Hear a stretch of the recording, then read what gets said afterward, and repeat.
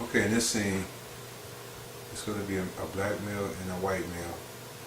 No, my bad. Wrong book. Hold on. Let me get the right book out.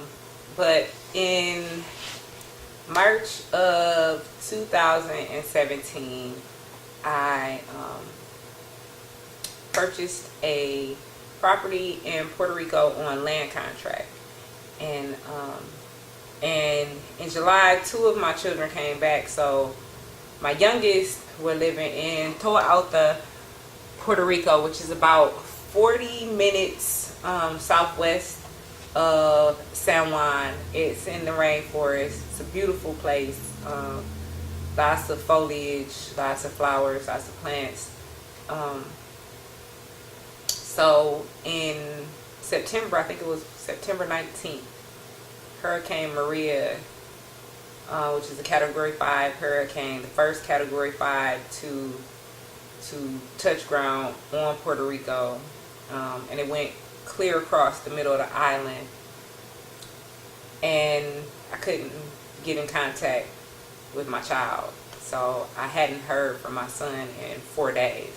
I started, watching the news, watching things like that, and so Toa Baja, which is very close to Toa Alta, they had a lot of flooding and 10 people died in the flood. So I got really nervous, and come to find out, it was the area where they died in the flooding was really close to where we live. So I decided I was going to go to Puerto Rico and go find my child. So I found a ticket out the Friday, which was 4 days after the storm.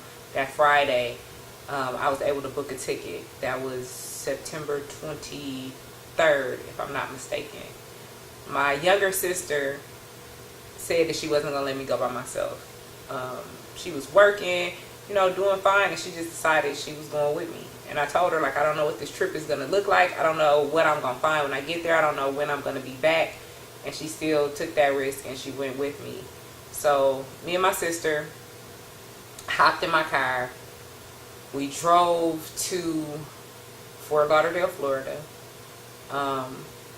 where we then took, I took a flight one day. She missed her flight, so she had to take a flight the next day.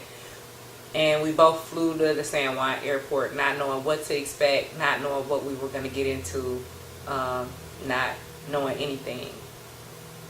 So we get to San Juan. First day, I had to wait for her, so I stayed the night in the airport. Wasn't able to rent a vehicle. There was no gas anyway, so renting a vehicle would have really not even made sense.